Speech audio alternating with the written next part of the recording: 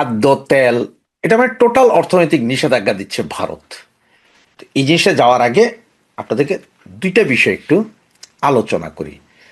সেটা হচ্ছে, আজকে আপনারা দেখলেন যে মার্কিন সরকার তারা বলেছে যে বাংলাদেশের খনিজ সম্পদ বা বাংলাদেশের যেসব সম্পদ সাগর গর্ভে বা ভূমিতে আছে এগুলো উত্তোলনের ব্যাপারে মার্কিন সরকারের সাথে চুক্তি নাকি একদম খুব ওয়েল অ্যান্ড গুড চুক্তি হয়েছে। তো এটা আপনি বলার কে স্যার? আপনি তো বলার দরকার নেই। ওয়েল অ্যান্ড গুড হয়েছে কি হয় নাই সেটা নির্ধারণ করবে বাংলাদেশের জনগণ। বাংলাদেশের জনগণ নির্ধারণ করবে যে চুক্তিটা বৈধ না অবৈধ, এবং কোন সরকারে করেছে। এটা কি বৈধ সরকার করেছে না অবৈধ সরকার করেছে, সেটা বাংলাদেশ বলবো। আপনি একবারই বলার দরকার কি? তার মানে ডাল মে কুছ কালা হ্যায়, তাই নয় কি ভাইরা? দ্বিতীয় কথা, আমরা হয়তো এই যে নির্বাচন, এই বাংলাদেশের প্রতিদিন লাশ পড়ছে, নদী নালাতে লাশ পাওয়া যাচ্ছে, এগুলোর চিন্তা করতে করতে একটা জিনিস আমরা সকলেরই না, কিছু কিছু ভাই বোনেরা হয়তো চোখ এড়িয়ে গেছে, সেটা হচ্ছে যে গুম কমিশন। এতদিন আমরা শুনতাম যে লক্ষ লক্ষ লোক গুম হয়ে গেছে। সেই গুম কমিশনের রিপোর্ট পেশ করেছে আজ থেকে 4-5 দিন আগে। ওই যে মহিলা একজন আছে, উনি সব পেশ করলো। ওখানে আবার পত্রিকাতে বড় বড় করে আসছে যে 1,500 লোক গুম হয়েছে, সেটার রিপোর্ট। এবং সেখানে সর্বশেষ আপনি যদি পুরো নিউজটা পড়েন, সেখানে যে দেখবেন যে ওনারা 1,500 লোক গুম হয়েছে বলার পরে 287 জন অরিজিনালি গুম হয়েছে বলে ওনার রিপোর্ট পেশ করেছেন। 287 জনকে পাওয়া যাচ্ছে না গত 16 বছরে। আচ্ছা ঠিক আছে, ওয়েল অ্যান্ড গুড, আমি ধরলাম। তো 287 জন যদি হয়, 300 জনই ধরলাম, বাকি 1200 জন কোথায়? এবং গুম কমিশনের এই রিপোর্টের মধ্যে প্রথম যেমন একজন গুম, সেটা হচ্ছে যে আপনার শিলং থেকে আসা আমাদের বিএনপির সালাউদ্দিন সাহেবের কথা। কেন? সালাউদ্দিন সাহেবের তো হাজার হাজার ছবি দেখছি আমরা। উনি ভারতের শিলংয়ে ইস্ত্রি করা প্যান্ট শার্ট লুঙ্গি পরে, সাদা কাপড় পরে উনি ইন্টারভিউ দিচ্ছেন, উনি ঘুরে বেড়াচ্ছেন, উনি বিড়ি সিগারেট খাচ্ছেন, উনি পান বিড়ি চাবাইতেছেন বিশাল বাসায়। তাই উনি গুম হইলেন কোথায়? এ আজমি হেবেটা গুম হইল কোথায়? এখন ওনারা বলতে 287 জনের বাইরে যে 1,500 জন গুম হয়েছিল বলে বলেছিলাম, এরা সব ফেরত আসছে। বাকিরা 287 জন মিসিং। 287 জন মিসিং, এই 287 জন মিসিং এর মধ্যে কে কে আছে, কে কে? এখন ওনাদের কাছে যে রিপোর্ট, ওনারা যে রিপোর্ট পেশ করেছেন, তাতে আপনার এখানে প্রায় 200 জনের, 287 জনের 200 জনের নাম ঠিকানা যা উল্লেখ করা হয়েছে, এদের মধ্যে দেখা গেছে কেউ হয়তো ময়মনসিংহ শহরে রিক্সা চালাইতেন, উনি হারিয়ে গেছেন। কেউ হয়তো রাজশাহী, খুলনা, বরিশাল থেকে এসে ঢাকায় রিক্সা চালাইতেন বা ট্যাক্সি চালাইতেন, ওনার কোনো খোঁজ নাই। তো এটা পথেঘাটে রাস্তায় অ্যাক্সিডেন্ট করে মারা যাইতে পারে। আবার কারো কারো ছেলে নাকি বিদেশ যাওয়ার নাম করে কোথায় গেছে আর ফিরে আসে নাই, এটা কি গুম? এখন তো দেখা যাচ্ছে অনেক ছেলে পেলে বাংলাদেশ থেকে জিহাদি হওয়ার জন্য সিরিয়া, আফগানিস্তান এবং পাকিস্তানে পাঠানো হচ্ছে। পাকিস্তানে এই যে কয়দিন আগে দেখলেন বাংলাদেশি যুবক নিহত, উনিও গুম, উনিও নাকি গুম। তো ওনারা গুম করে কে পাঠাইছে? তো এই হচ্ছে গুম কমিশনের রিপোর্ট। মানে ওই যে লক্ষ লক্ষ গুম হয়েছে বলে আগে একটা প্রপাগান্ডা চালাইছে, এখন আইসা আর ওনারা সেইটা তো আর কাহিনী করতে পারতেছে না। সে মায়ের ডাক, চায়ের ডাক, এরা সব ভাইগে গেছে। এখন আছে এই মহিলা সহ 8-10 জন ফরমায়েশি গুম কমিশন, যে 287 জন 15 বছরে গুম হয়েছে, কিন্তু তার মধ্যে কোনো একজন স্পেসিফিক, কোনো একজন অতীব গুরুত্বপূর্ণ বাংলাদেশি কোনো লোক নাই। মানে যার দ্বারা দেশের ক্ষতি হতে পারে, রাষ্ট্রের ক্ষতি হতে পারে, বা সরকারের ক্ষতি হতে পারে, সরকারের বেটারে গুম করলে টিকা যেতে, এরকম কোনো লোকের নাম নাই। সব আছে এই সে আগরম বাগরম। মানে আপনার বাসার কাজের বেটি আপনার লগে ঝগড়া করে চলে গেছে, এটাও গুম, রিপোর্টিং গুম। তো এইরকম তো আপনার এই যে আপনার আমেরিকা, ইংল্যান্ড, ইউরোপে প্রতি বছর এরকম 1,00,000-2,00,000 লোক নিরুদ্দেশ বইলা রিপোর্ট হয়। পরবর্তী দেখা যায় হয়তো একটা 50% ফেরত আসছে, 50% ফেরত আসেনি। তাহলে কি এটা গুম? যেগুলো হচ্ছে ফরমেশন, এটা আমরা আমাদের অনেক ভাইরা হয়তো চোখে এড়িয়ে গেছে যে গুম কমিশন কি করছেন। যেখানে বলেছে যে লাখ লাখ, পরে বললেন যে 1,500 নিউজ উঠছে কিন্তু 1,500 গুম হয়েছে, কিন্তু সেখানে দেখানো হচ্ছে যে সব ফেরত আসার পরে 267 জন এখনো গুম আছেন। কোথায় আছেন কেউ জানে না। তো এটা তো লিবিয়া দিয়া ইউরোপ পাচার হইতে যায় মারা গেছে বাঙালি, আছে না? আফগানিস্তান, সিরিয়া, পাকিস্তানে যায় যুদ্ধ করতে গেছে, আছে, এরকমই তো আছে। এছাড়া আর কি। এখন চলেন আসি যে ভারত খাদ্য এবং তেল সব কিছু বন্ধ করবে বলে এটা শোনা যাচ্ছে। আমি আসলে আপনাকে 100% গ্যারেন্টি দিতে পারবো না যে এটাই হচ্ছে, তবে শোনা যাচ্ছে সেটা হচ্ছে যে ভারত তো বৃহৎ দেশ, তো এরা যে কোনো সিদ্ধান্ত নেওয়ার আগে সমস্ত স্টেট যা আছে, যেমন কলকাতা, দিল্লি, চেন্নাই, আরও যা আছে, এদের মনে হয় 52টা না 53টা স্টেট আছে, এরকম কিছু একটা, বা আরও কমও হইতে পারে, সরি আমি জানি না এই বিষয়টা। এনারা সবাই ওই অঞ্চলের যারা আছে মুখ্যমন্ত্রী বা সংসদ সদস্য বা এমপি, যে যেই দলের হোক, সবাই মিলে সমন্বিত সিদ্ধান্ত নেয় রাষ্ট্রের যে কোনো বিষয়ে।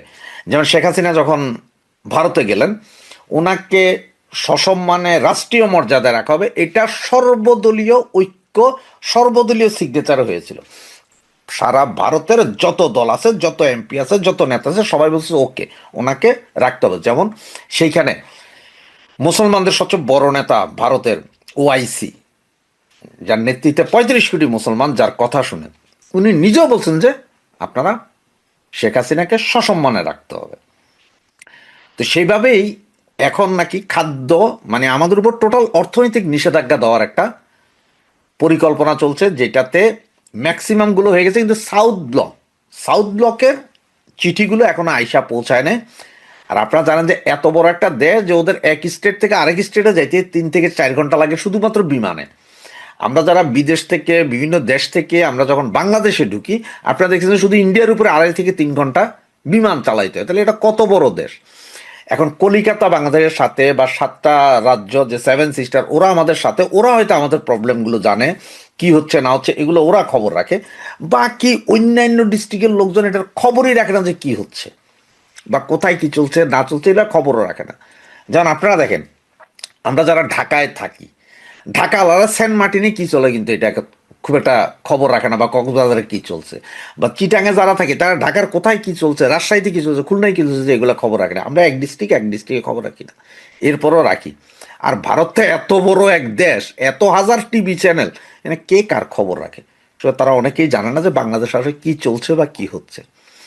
সুতরাং ভারত সরকার সব স্টেটকে নাকি চিঠি দিয়া জানাইছে যে ওদেরকে বুঝাইছে যে কি কি হইতে যাচ্ছে, বাংলাদেশ কি ক্ষতি করতেছে এগুলো নিয়ে। সুতরাং আমাদের উপর একটা অর্থনৈতিক নিষেধাজ্ঞা, মানে আমাদের খাদ্য, পোশাক, তারপর তেল, চাল, ডাল, সব কিছুর উপর একটা নিষেধাজ্ঞা, যে এগুলো কোনো এক্সপোর্ট আর হবে না, মানে ভারত থেকে কোনো কিছু এক্সপোর্ট বাংলাদেশে করবে না। হ্যাঁ, বাংলাদেশ কিনতে পারে বাইরে থেকে, কোনো সমস্যা নাই। যেমন এই যে গ্যাস, সিলিন্ডার গ্যাস, যেটা আমরা $10 কিনতাম আগে কাতার, কুয়েত এগুলো থেকে, সেটা এখন $14 আমেরিকান কোম্পানি থেকে কিনতে, পিটার হাসের কোম্পানি থেকে। সেভাবে কিনবে, অর্থনীতি কী হলো না হলে সেটা জানার বিষয় না। তো সাউথ ব্লকের সিগনেচারের জন্য নাকি ওয়েট করতেছে। আর এটা হচ্ছে কখন? যখন এই যে মুস্তাফিজকে নিয়ে যেই খেলাটা বাংলাদেশ শুরু করেছে, এই খেলাটার পরে যখন বলে যে আইপিএল এর সম্প্রচারের উপরে নিষেধাজ্ঞা চালাবে, আইসিসিতে যাবে না খেলতে, এগুলো সব কিছু মিলে ভারতে এবার আস্তে আস্তে সিস্টেমে পাইছে। মানে এখানে আমার যেটা মনে হয় সেটা হচ্ছে যে ভারত হয়তো ইন্টেনশনালি এই মুস্তাফিজকে বের করে দিছে, এমনও তো হইতে পারে। আপনারা ভাবেন না কেন এটা? একটু ওইদিকে ভাবি আমরা, যে তোমাদেরকে এমন ভাবে করবো যে আমরা মুস্তাফিজের বের করে দিব, তোমরা আইপিএল নিষিদ্ধ করবা। আইপিএল নিষিদ্ধ করে এরপরে বলো যে আইসিসিতে বিশ্বকাপে টি-20 ম্যাচে আমরা ভারতে খেলবো না, আমরা বাইরে খেলবো। চান্স পাবে, ওকে, তোমরা খেলবা না, খেলো না, তোমাদের পয়েন্ট কাটা যাবে, পয়সা কাটা যাবে, আর ওই পয়সার ম্যাক্সিমাম পাইব কে? ভারত। তার কারণ কি আমি বলি, আপনি যখন এই পয়সাটা তো দেয় আইসিসি, আপনি যখন ওখানে স্টেডিয়ামে খেলবেন সেটার একটা খরচ আছে, হোটেলে থাকবেন, খাইবেন, নিরাপত্তা, বাস, অমুক তমুক সব কিছু তো ইনভেস্ট করবে ICC, international cricket council board. তারা তারা আবার পে করবে এটা ভারত সরকারকে। ভারত সরকার সেখান থেকে ট্যাক্স ম্যাক্স অমুক, তো এটা তো ভারতের লাভ, কারণ ভারত তো ডলারে পাবে পয়সাটা, তাহলে ভারতের লাভ। তাহলে ভারত হয়তো আপনাদের ইন্টেনশন হচ্ছে যাইয়েন না, তা আপনারা যাইয়েন না, আপনাদের রুম টুম সব খালি থাকবে, আপনাদের কিচ্ছু করার দরকার নেই, উল্টা পয়সাটা পেয়ে গেলাম, সেইটা সেটা হইতে পারে। এবং এগুলা কইরা একটা অর্থনৈতিক অবরোধ আপনাদের দিতে আর সম্পর্ক নাই, যেমন পাকিস্তানের সাথে করছে, সেম হইতে পারে না? সেরকমই সম্ভবত চলছে। সব কিছু সোজা না ভেবে একটু ঘুরেও ভাবি, যে কোথায় কি হচ্ছে। বাংলাদেশ হয়তো এই মুস্তাফিজরে পাঠাই না নেওয়ার কারণে বাংলাদেশ ভারতের ওই চাণক্য চালে পা দিয়েছে হয়তো, সেই পা দিয়ে হয়তো এখন বাংলাদেশ ক্রিকেট বোর্ডও ধ্বংস হচ্ছে। আর এদিকে আপনারা সবাই জানেন যে খলিলুর রহমানকে আমেরিকা ডাকছে, এটা নিয়ে আসলে খুব একটা টেনশন নেই, আমেরিকায় আমাদের নির্বাচন ফির্বাচনের জন্য ডাকে নাই। এমনও হইতে পারে কি জানেন, যে নির্বাচনে জামাত এনসিপিরে 70% সিট দিয়া ইনুস গভর্নমেন্ট জিতাই দিবে, বিএনপিরে কলা ধরাই দিবে, সেটাও হইতে পারে। আবার বিএনপি এককভাবেও ক্ষমতায় আসতে পারে, ইলেকশন হবে। তবে আমেরিকার টেনশন হচ্ছে যে ভাই চায়নার কোনো মাল কিনো না, এটা কিনবা আমরা আছি, এবার তুমি এটা ঘুরে এবার যে দেশ থেকে কিনবা কিনো, পাকিস্তান থেকে কিনো, টার্কি থেকে কিনো, আর যেখান থেকে কিনবা কিনো। এগুলো হচ্ছে মূল কাহিনী। নির্বাচন হবে কি হবে না এই অনিশ্চয়তা যেমন আছে, তেমন নির্বাচন কি আওয়ামী লীগকে বাদ দিয়ে হবে নাকি ইনক্লুসিভ হবে, সেই আলোচনা এবং সেটা নিয়ে পদ্মার অন্তরালে কিন্তু এখনো অনেক কাজ চলছে। সুতরাং এই মুহূর্তে নিশ্চিত করে কিছু বলা যাচ্ছে না। এই অবস্থায় আপনারা নিশ্চয়ই খেয়াল করেছেন যে সারা বাংলাদেশ, সেনাবাহিনী বলেন, প্রশাসন বলেন, আইন শৃঙ্খলা বাহিনী বলেন, সব যেন একেবারে তারেক রহমানের দিকে হুমড়ি খেয়ে পড়ছে। এবং শুধুমাত্র বাংলাদেশের প্রশাসন বা বাংলাদেশ নয়, বাংলাদেশে যারা রয়েছেন বিভিন্ন বিদেশি দূতাবাসের কর্মকর্তারা কিংবা ইউরোপিয়ান ইউনিয়নের যারা রয়েছেন, তারাও একেবারে তারেক রহমানের দিকে ছুটে চলেছেন। তারই ধারাবাহিকতায় গতকাল দেখলাম যে ইউরোপীয় ইউনিয়নের একটি প্রতিনিধি দল জনাব তারেক রহমানের সাথে তার কার্যালয়ে দেখা করেছে, এবং সেখানে তাদের মধ্যে যে আলোচনা হয়েছে তার মধ্যে একটি গুরুত্বপূর্ণ আলোচনা হলো যে ইউরোপীয় ইউনিয়নের পক্ষ থেকে বলা হয়েছে যে নির্বাচনটি বাংলাদেশে 12ই ফেব্রুয়ারি হচ্ছে, সেটি যেভাবে একটা বড় স্টেক হোল্ডার, বড় দল আওয়ামী লীগকে বাদ দিয়ে করা হচ্ছে, তাতে এই নির্বাচনটি সর্বমহলে একদিকে যেমন গ্রহণযোগ্য হবে না, তেমন এটি বিতর্কিত হবে, এবং এই নির্বাচনের মধ্য দিয়ে যারা নির্বাচিত হবে তারাও বিভিন্ন প্রতিকূলতার মুখোমুখি হবে বলেই তারা মনে করেন। তো এই এই প্রেক্ষিতে জনাব তারেক রহমান বলেছেন যে তার দল, তার মা এবং তিনি দীর্ঘকাল ধরে একটি সুষ্ঠু নির্বাচন এবং একটি ইনক্লুসিভ নির্বাচনের জন্য আন্দোলন করেছেন। সুতরাং তারাও চায় যে বাংলাদেশে একটি ইনক্লুসিভ ইলেকশন হোক। এই 12ই ফেব্রুয়ারিতে আওয়ামী লীগ এবং কয়েকটি দলকে বাদ দিয়ে যে নির্বাচন হচ্ছে সেটি তারা আসলে চায় না, কিন্তু এ ব্যাপারে তাদের কিছু করার নেই, কারণ এই নির্বাচন আয়োজন করছে ডক্টর ইউনূস সরকার, এবং ডক্টর ইউনূস সরকার আপনারা জানেন যে কোনো অবস্থাতেই আওয়ামী লীগকে নির্বাচনে জায়গা দিতে রাজি না। তিনি তাকে যেই বলে টেকনিক্যাল সমস্যা আছে, এবং তিনি আসলে খুব ভয় পান যদি আওয়ামী লীগ নির্বাচনে অংশগ্রহণ করে এবং নির্বাচনী ফলাফল যদি কোনো ক্রমে আওয়ামী লীগের দিকে যায়, তাহলে তার জান নিয়ে পালানোই মুশকিল হয়ে যাবে, এরকম একটা ভীতি তার মধ্যে কাজ করে। যাই হোক, যেটা শুরুতেই বললাম যে নির্বাচন হবে কি হবে না, ইনক্লুসিভ হবে কিনা, এটার জন্য আমাদের আরো অপেক্ষা করতে হবে, এই মাসটা অপেক্ষা করতেই হবে, অন্তত 20 তারিখ পর্যন্ত তো অপেক্ষা করতেই হবে। তো এই অবস্থায় আমরা যেটা দেখছি যে প্রশাসন বা সবাই তারেক রহমানের সামনে ঝুঁকে পড়ছে, তারেক রহমানের সামনে হাজিরা দিচ্ছে, এটা যেমন সত্যি, তেমনি যে নির্বাচনটি 12ই ফেব্রুয়ারি আয়োজনের চেষ্টা করা হচ্ছে, সেই নির্বাচনের বিভিন্ন পর্যায়ে এত এত অনিয়ম হচ্ছে যে এই নির্বাচনটি আর গ্রহণযোগ্যতার পর্যায়ে নেই, মানে গ্রহণযোগ্যতার ওই বিবেচনায় এই নির্বাচন থাকবে না। বিএনপির 30 জন প্রার্থী ঋণ খেলাপি, অথচ এই ঋণ খেলাপির জন্য কারো মনোনয়ন বাতিল হয়নি একদম, মানে আপনারা, অথচ জাতীয় পার্টির একের পর এক প্রার্থীর মনোনয়ন বাতিল হচ্ছে। একজন প্রার্থীর নাকি 2 মাসের কি একটা ইলেকট্রিক বিল নাকি বাকি, তার মনোনয়ন বাতিল করে দিয়েছে। তো যদি আইন অনুযায়ী জাতীয় পার্টির প্রার্থীর মনোনয়ন বাতিল করা যায়, তাহলে বিএনপির 30 জন স্বীকৃত ঘোষিত ঋণ খেলাপির মনোনয়ন কেন বাতিল করা হবে না, এটি নিয়ে প্রশ্ন উঠেছে। আরো সমস্যা হলো যে বিএনপির অনেক ক্যান্ডিডেটই দ্বৈত নাগরিকত্বের অধিকারী। তো বাংলাদেশের সংবিধানের 66 ধারার 2 গ অনুচ্ছেদে খুব স্পষ্ট করে বলা আছে যে দ্বৈত নাগরিকত্বের অধিকারী যারা, তারা এমপি ইলেকশন করতে পারবে না। তো এখন এই যে যারা দ্বৈত নাগরিকত্ব, ইভেন এই যে ধরেন ইউকে বিএনপির সদ্য প্রাক্তন সভাপতি মিস্টার মালেক, তাকে সবাই চেনেন। এই মিস্টার মালেক এখনো ব্রিটিশ নাগরিক। তিনি সিলেট 3 আসন থেকে নমিনেশন পেয়েছেন বিএনপির, এবং যারা বিএনপির দ্বৈত নাগরিকত্বের অধিকারী, এরা কেউ কেউ বলতেছেন যে তার আইনজীবীর প্যাডে লেখাচ্ছে যে তার নাগরিকত্ব বাতিল প্রক্রিয়াধীন।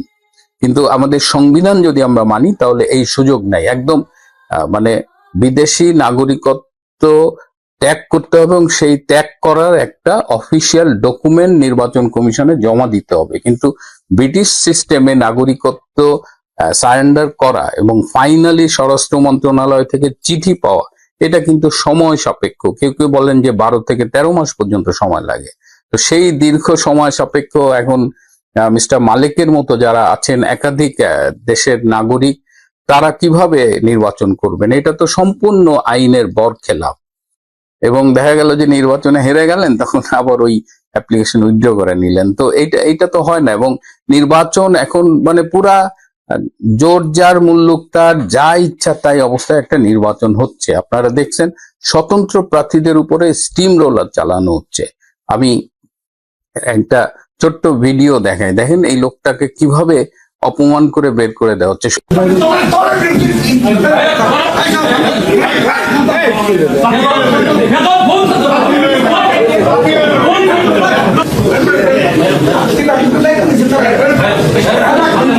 শুধু এইটা না, আমার সাথে বেশ কিছু স্বতন্ত্র প্রার্থীর যোগাযোগ হয়েছে, তারাই আমার সাথে যোগাযোগ করেছেন।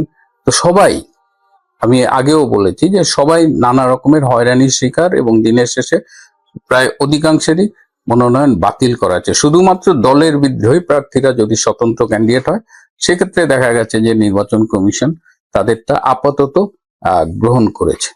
তো বিএনপি একদম মানে ফ্রি স্টাইলে নির্বাচনী মাঠে আছে আর কি, তাদের যা ইচ্ছা তাই হচ্ছে। এবার এদিকে তারেক রহমানের সাথে আমাদের কিছু কমিউনিস্টও দেখা করেছেন। তাদের একটা জোট আছে, গণতান্ত্রিক জোট। সেই জোটের পক্ষ থেকে কমরেড মুজাহিদুল ইসলাম সেলিমের নেতৃত্বে সেখানে আমাদের ডক্টর মুস্তাক হোসেন ভাইও আছেন, তারা দেখা করেছেন। এবং তাদের যে বডি ল্যাঙ্গুয়েজ দেখলাম তাতে তো মানে বেশ, কারণ এই মানুষগুলো তো আমাদের ছাত্র জীবন থেকে দেখে আসা, হ্যাঁ, তারা একজন মানে খুবই ডিভোটেড কমিউনিস্ট ছিল। তো তারা তারেক রহমানের সামনে যেভাবে হাত কাচুমাচু করে দাঁড়িয়েছিলেন, যদিও আমি শুনেছি তারা আলাপ করেছেন, তারা তারেক রহমানকে অনুরোধ করেছেন দেশটাকে ধ্বংসের হাত থেকে রক্ষা করবার জন্য। এটা নিয়ে আমি কোনো কমেন্টস করতে চাই না। কিন্তু আবার ইউরোপিয়ান এক্সটার্নাল অ্যাকশন সার্ভিসের আবার একটা আঞ্চলিক পরিচালক, তিনি আবার জামাতের আমিরের সাথে দেখা করেছেন আজকে, এবং সেখানে তারপরে একটি সংবাদ সম্মেলনে জামাতের নায়েবে আমির ডক্টর আবু তাহের, তিনি সংবাদ সম্মেলনে কথা বলেছেন। এবং তিনি এই যে বলেছেন যে গত 2-1 সপ্তাহ ধরে প্রশাসন, সেনাবাহিনী, আইন শৃঙ্খলা বাহিনী যেভাবে একটা দলের দিকে ঝুঁকে পড়ছে, তাতে আগামী নির্বাচন ফ্রি ফেয়ার হবে কিনা এটা নিয়ে জামাতের পক্ষ থেকে কনসার্ন রেইজ করা হয়েছে। এবং জামাত বলছে যে এইভাবে তারা এইভাবে নির্বাচনটা হোক জানা, তারা চায় একটা সুষ্ঠু নির্বাচন হোক। এবং সবাই কিন্তু এখন একটা কথা বলছে, জামাতও বলছে যে দেশটাকে ধ্বংসের হাত থেকে রক্ষা করার জন্য একটা ফ্রি ফেয়ার ইলেকশন করতে হবে। আওয়ামী লীগের খবর নাই, আপনি 50% অফ দ্য ভোটার্সকে বাইরে রেখে আপনি একটা ইনক্লুসিভ ইলেকশন করছেন না, তাতেই তো দেশের গণতন্ত্রের বাইন মারা। এখন আবার আপনারাই বলতেছেন যেহেতু জামাত একদম ক্ষমতায় চলে এসেছিল, ঠিক সেই মুহূর্তে এখানে বিএনপির হঠাৎ করে পাশার দান উল্টে গেছে, সবকিছু বিএনপির দিকে ঝুঁকে গেছে, জামাতের মাথায় বাড়ি। তো সেটা আজকে ডক্টর তাহের যেভাবে কথা বললেন, হ্যাঁ, মানে জামাত অনেক অ্যাগ্রেসিভ, এবং জামাত ভবিষ্যতে কি করবে মানে এই মাসের মধ্যে, সামনের দিনগুলোতে, এটা নিয়ে আমাদের একটু নজর রাখতে হবে। আমি জামাতের বর্তমান অবস্থা নিয়ে পরবর্তীতে একটা এপিসোড করব।